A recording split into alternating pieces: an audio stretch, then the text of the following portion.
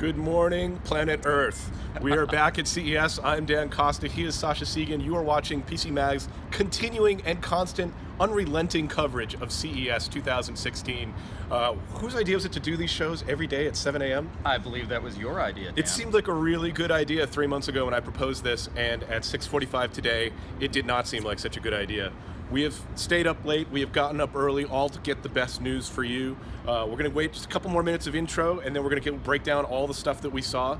Today's officially day one of CES. The show floor will open in 2 or 3 hours. This is hilarious because for us it is day 3, something like that. Yeah. The way these shows work is that before the show floor opens, we are having these constant meetings and press conferences for 2 days before the show floor. So what happens on days like this, day one, is that it starts becoming a little bit of like mopping up of seeing, you know, what we've started to hear about that's buzzy that we need to go see that we haven't seen yet. And also just feeling the buzz of the show floor and the serendipity. One of the things I really like about these kinds of shows is wandering around the smaller exhibitors and the smaller booths, the little hoverboard companies, and just having that serendipity and that, whoa, I'd never heard of you. What the heck is that thing? The ones that don't have big press conferences. So here's our coverage. We're going to do a show every day at 7 a.m. Eastern Time. We're going to talk about the top things we saw. Throughout the day, we will be periscoping in those booths, interviewing those people as soon as the show floor opens. And then on Friday, we're going to announce our best of CES winners. My entire team's out there finding the coolest stuff. We're going to announce the absolute best on the entire show floor. You know, I did my own first Periscope last night, spontaneously. Nice. Personally, on your own account. Yeah. Well, I was sitting in this press conference, and a crazy, amazing thing was happening, and I was like, oh my God, I have to show people this. So yeah, Periscope happened. It's working really well. Hi Tech from Scranton. Hi, Scranton's in the house. Dunder Nice. Mifflin. So let's get to the. Sascha's got the buzz apparently. I'm feeling the buzz on Sascha. He is feeling the buzz. Excellent. So we're going to run down our best stories. I think the first product that broke that I heard about yesterday was the FitBit Blaze. We knew Fitbit was going to do something. They announced the FitBit Blaze. It's basically their answer to the Apple Watch. Yeah. And I think it looks really great. I mean, I'm a Fitbit user. I've got the Surge on right now. $200. It works on Android and iOS, so it's an option for Android users. That's important to me. I think it looks like a solid entry. Well, okay, so first of all, I need to stop laughing about the name. The Fitbit Blaze. Yeah, I mean, the best response I got on Twitter was 420, great mile time. Yeah, I could tell our Periscoper is going to be lighting up on the Fitbit Blaze. Yeah, but so okay, so it's a Fitbit. You say it's a response to more smartwatches. I'm not going to use the A word because there are more smartwatches in the world. Mm-hmm. Does it run apps? Does it run more than the standard Fitbit suite? And do we have a question? The answer is no. Question and we have Mumbai, Puerto Rico, someone from Paris. Paris. And awesome. Love that. And I just lost the question on our smartwatch is selling, I think was the question. They are selling. Trackers are selling, and this Yeah. is an interesting point. Is that Fitbit? I think trackers are selling better than smartwatches at this point. The Fitbit Blaze is definitely more of a tracker than a real true smartwatch. It doesn't support apps. I think that may come down the road, not for that product, but eventually it wouldn't surprise me if Fitbit made a smartwatch. Yeah. But it doesn't run apps, so you're going to miss that. Like this $79 Honor Band Z1 that I'm wearing right now. Run with it. Run with it. You've got new hardware. The Honor Band Z1. Now, it's obvious. Do you need to have a phone to work with this? Does it need to pair? Yeah. This is it's $79. It's small and light and so far pretty comfortable. Little monochrome OLED screen. It pairs to an app on your Android or iOS phone, and it's a tracking watch. And who makes it? It's made by Huawei. And you saw an excellent Huawei phone that I think you want to show off as well. Yes. So at 9 o'clock last night, this crazy press conference went down with a hoverboard dance team. That was my Periscope. Okay, insane hoverboard dance team, and then this executive starts running this strange game show. How did they get those into the country? And you can't put them on planes. No, there's like an entire hall of hoverboards here at CES, and they introduced this, which is the Huawei Honor 5X for the US. And you look at this, and it's a 5.5-inch 1080p screen. It's an LTE phone. We've got a nice metal body. We've got dual SIMs plus a micro SD card slot. We have a fingerprint scanner. We have a relatively decent mid-range Qualcomm 615 processor. Very nice phone. But what's amazing about this, with this build quality, $199 unlocked, and that is just a value for quality that I just have. I feel like I haven't seen it before. Finland and the Netherlands in the house. Thank you for tuning in. $199 unlocked, and unlocked is really the key there, because you see phones for $199 all the time, but with a 2-year contract, you get loaded up. Right, yeah, that's like $199 plus your kidney. Yeah. This is $199, and you get to keep all of your internal organs. Can't beat that. Also, big news yesterday from Ford. Mark Fields, I had an interview. It's on Periscope. You can still watch it today. We're going to get it up on another medium soon. But Ford just announced a ton of cool stuff. And stuff you wouldn't expect. So they're going to make Ford cars work with the Amazon Echo, so you can get your car started from inside your house just by giving a voice command. You can. They've got a deal where they're going to have. Weston, just interrupt. Name of the phone again. Name of the phone. Oh, this guy is the Huawei Honor 5X for the U.S. There you go. To 13 electric cars by 2020, which is a big commitment. And then, weird stuff where they've got to deal with DJI, the largest drone manufacturer in the world, so that they can make drones work in cooperation with like their F-150 trucks, where farmers can drive out into a field and send up a drone and have the drone automatically come back and land in the bed of the truck. Just an array of different tools that they've been building a technology presence for a while now. Do you think there'll be more competition on that OnePlus market segment? Oh, okay. Yeah. So it's interesting because you're saying you're thinking of it as OnePlus's market segment, but OnePlus has a lot of buzz. But remember, they don't necessarily sell a ton of phones because they have that invite thing going on. They don't have a ton of phones to sell. Right. Is there going to be a lot more competition in the 200 to 300 range for smartphones? Hell yeah. 200 to 300 for unlocked smartphones next year is going to be boiling. One last point on Ford. We're jumping back and forth, but I think that's totally okay. That's exactly what CES is all about. They've got their smart device link platform, which is very similar to Android Auto or CarPlay.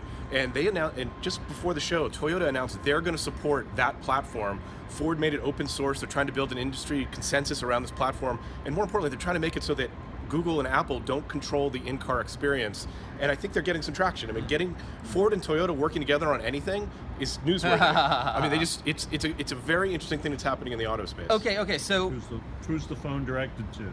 See, people want to talk about phones. They don't want to talk about Ford. Forget Ford. Who They don't needs want a to car? Everybody needs a phone. Okay, so Honor said that this is for millennials, which basically means shocking. Yeah, young, lively people. I don't know. Who's the phone directed to? The phone is directed to, frankly, anyone who is on a low-cost prepaid contract or is on T-Mobile and wants value for money. I mean, that's the thing. This is value for money. This is, as I said, $200 up front, no equipment installment plan, no ties, no overtime. If you travel internationally, you can put whatever SIM card you want in it.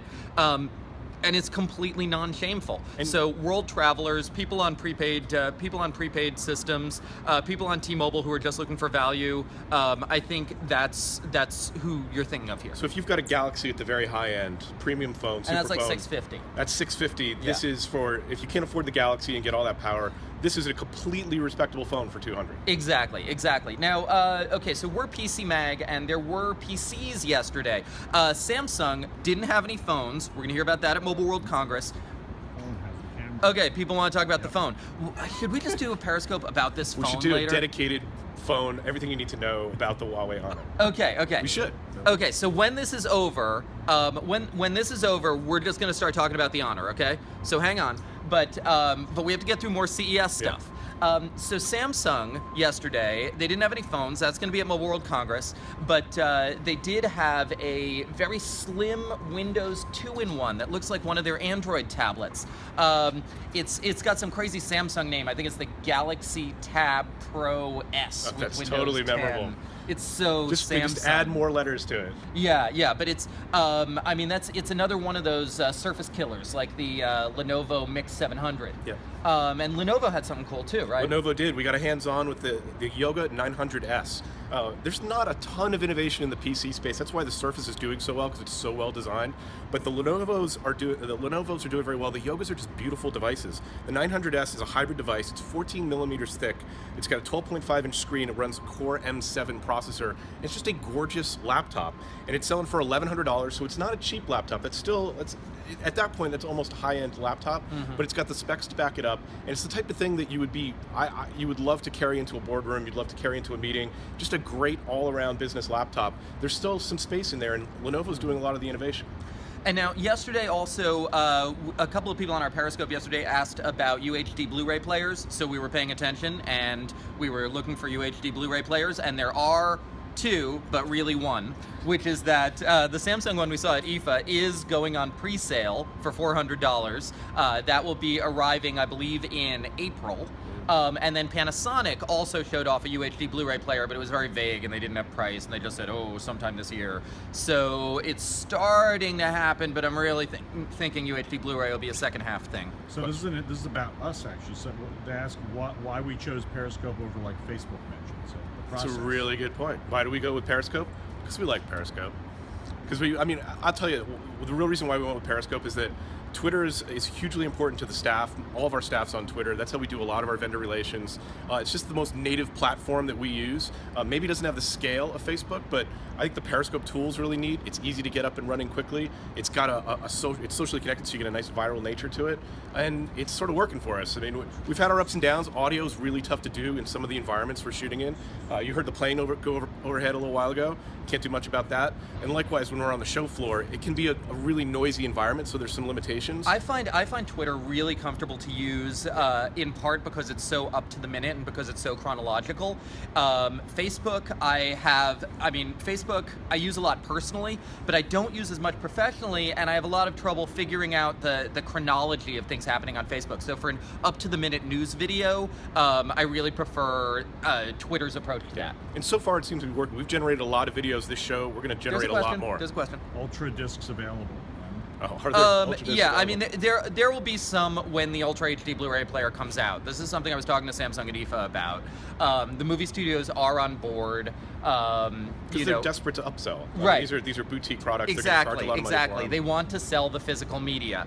They will come, but they'll come hand in hand with the players. Yeah, it'll actually probably be a lot like the rollout of Blu-ray without all that messiness of HD DVD thrown into the mix. Exactly. So it'll be slow for the content to get on board, but for purists, for people that want the best picture and want to own the best possible copy of a movie, that's going to be the platform to do it. There's nothing that's going to rival it. So let's talk about silly cool things that we saw yesterday.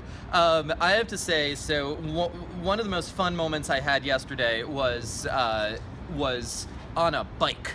Okay, so I'm wandering through this mini trade show floor that was happening last night, and I end up on the LeTV super bike or rideable smart bike, whatever. And now, so there are a whole bunch of scooter and hoverboard and type manufacturers around the show. There's GoGoRo, who are doing these scooters throughout cities, and there's Razor, there's Swagway, but this was a real honest to goodness carbon fiber, good old bike, not electrically assisted, but it has an Android tablet built into it, like a little Android tablet built into it, and sensors throughout the bike, and so it kind of has a GPS, and it's tracking your heart rate, and it's tracking your location, and you can get directions, and it's really cool in that it's integrating all the things you want to do with your smartphone, but are slightly awkward when you're also trying to ride a bike into the bike. Yeah, and I thought that was really cool. I mean, it's a tough trend to define, but we're seeing a lot of that at CES. We got another question. The guy hi from Sydney. Question. Best practical device so far, and someone mentioned a solar stove. We have not seen the solar stove. I have not seen the solar stove. We will find the solar stove. We'll talk about it in 24 hours. Okay. Most practical device. I mean, the laptop, the Yoga 900S, it's a PC. It's a great laptop. We haven't tested it yet, but it's a really solid-looking laptop. Can't get more practical than a PC.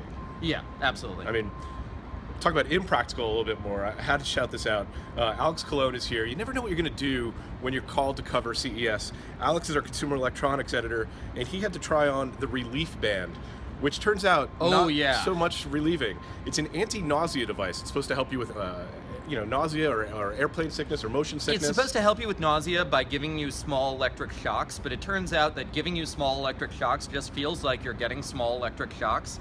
and yeah, it's a tiny torture band. Yep, and it requires some what he calls connectivity gel in order to operate properly. So check out Alex's hands-on online. It's very funny. Alex, I'm sorry. Weston's question. Any VR gear, and what was the bike called again?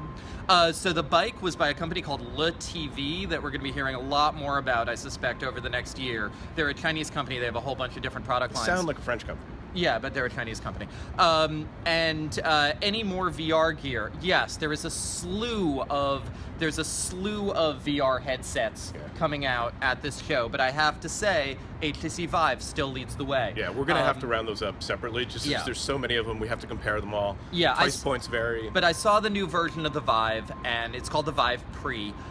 It's smaller. The controllers have a 4-hour battery life. The controller wireless is now much better. The screens are better inside the Vive.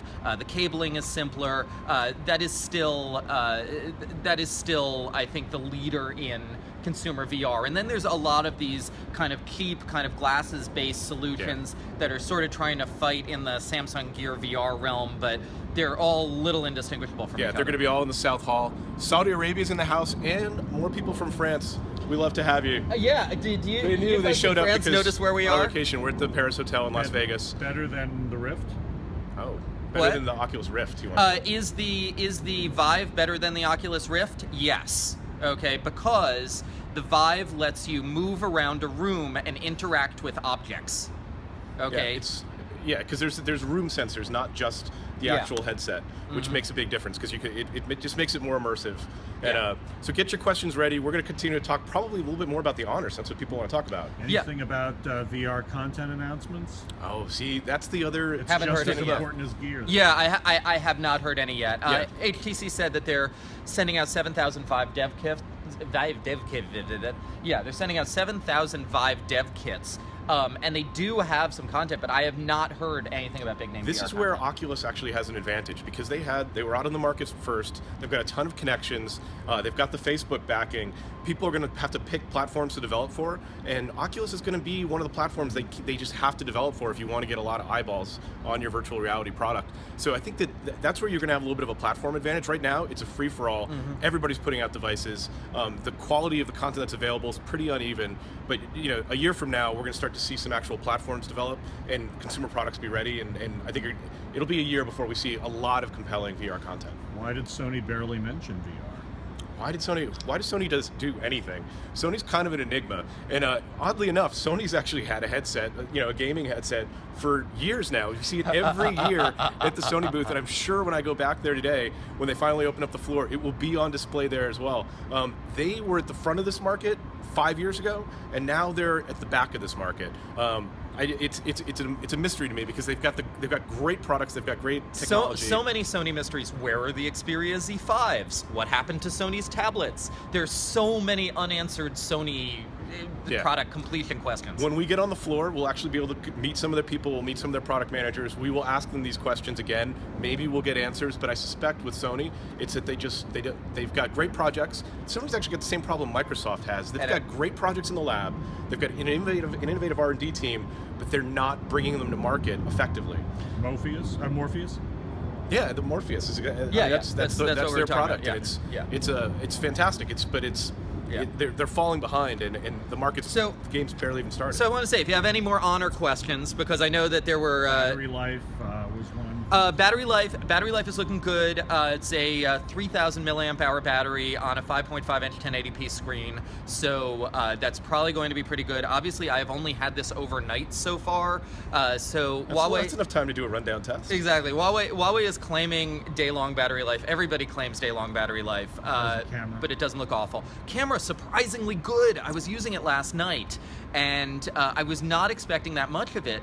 But 13 megapixel camera on the back. I think it's a 1.5 on the front, and the rear camera in indoor lighting was really surprisingly sharp. I was impressed. It's very smart for them to launch the phone here, because if they launched that same handset at Mobile World Congress, it would be lost in the scrum and all the noise. Well, and all the also other vendors. because at Mobile World Congress, there's a ton of $100 to $200 handsets targeted at the developing world. And what makes this special, and why I feel so strongly about it, is that this is targeted at the United States. How similar is it to the Nexus 6P? It is completely unlike the Nexus 6P. They are only similar in that they are made by the same company.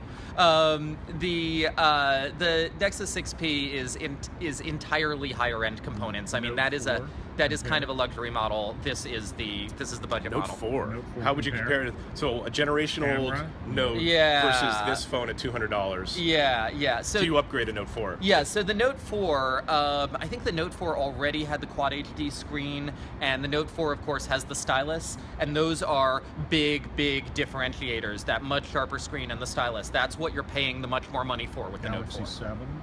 Galaxy S7, yeah, I haven't seen a Galaxy S7 yet. But I mean, once again, the Galaxy S7 is going to be a $650 phone. Of course it's going to blow this guy away. You can buy 3 of these for that much. Do we have any more questions? We need to get breakfast. Okay. So we're going to be back online. We're going to be periscoping throughout the day. Follow our channel. Give us some hearts before you go. Give us some shares.